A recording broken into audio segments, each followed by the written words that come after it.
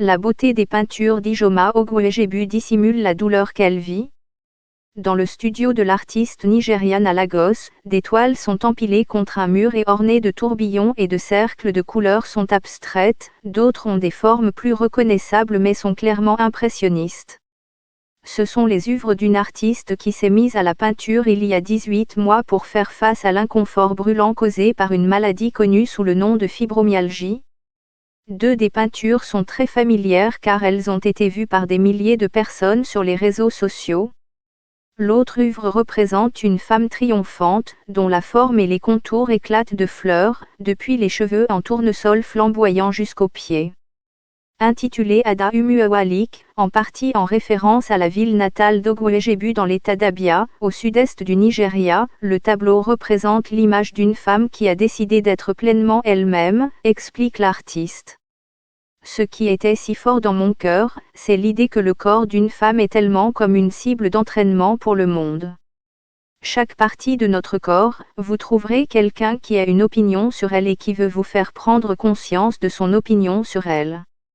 Pour moi, Ada Umuawalik est comme quelqu'un qui a décidé qui elle était et qui a dit au monde de faire avec parce qu'elle avait fini de se cacher.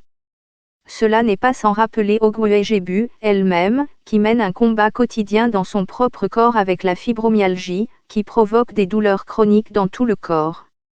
Elle dit à propos de la peinture, « Pour moi, c'est un autoportrait.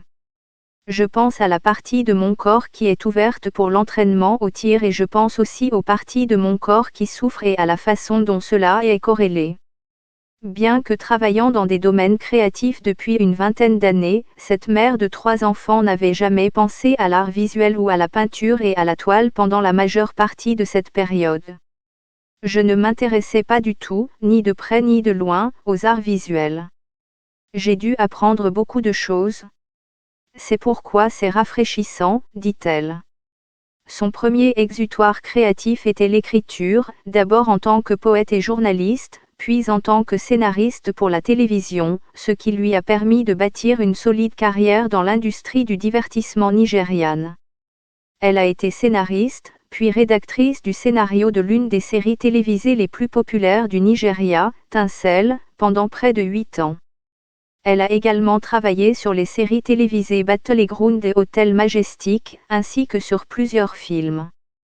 Tout s'est écroulé lorsqu'elle a commencé à souffrir des symptômes de la fibromyalgie en janvier 2019, aggravés par le bouleversement émotionnel d'un mariage défaillant.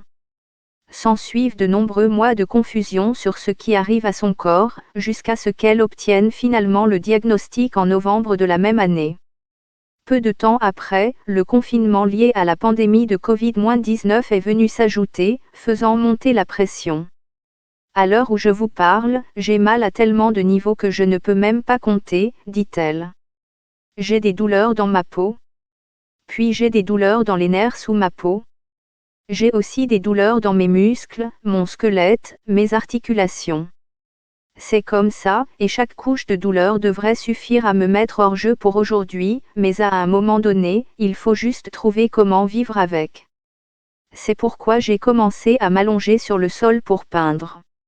La douleur, associée aux effets cognitifs néfastes de l'affection, qui se traduisent par un fibro-brouillard, n'a laissé à Madame Ogwuejebu d'autre choix que d'abandonner son travail. Vous avez du mal à vous souvenir des choses, dit-elle en décrivant ce que signifie le brouillard.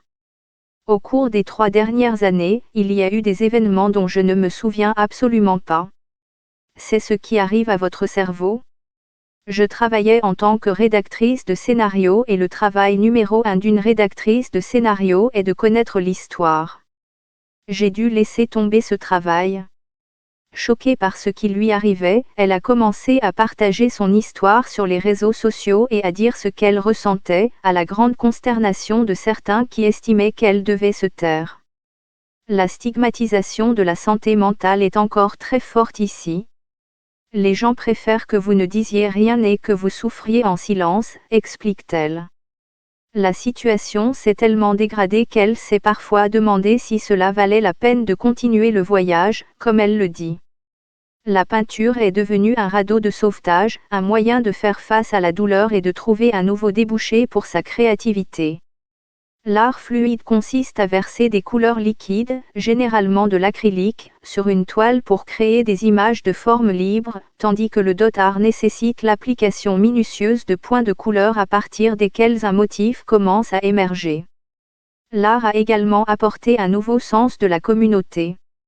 Et, bien sûr, il y a eu le coup de pouce massif de Newton. Les œuvres d'Ogwuegebu s'arrachent à l'échelle internationale, les commandes affluent et une de ses œuvres a été vendue aux enchères lors d'une vente de charité au Royaume-Uni. Elle a également vendu certaines de ses œuvres sous forme de jetons non fongibles, NFT, ce qui permet aux gens de posséder l'image numérique originale. Pas mal pour quelqu'un qui n'avait jamais peint avant l'année dernière. Elle pense que l'art est ce qui l'a sauvée et lui a donné un moyen d'aller de l'avant, lui permettant de parler sans mots.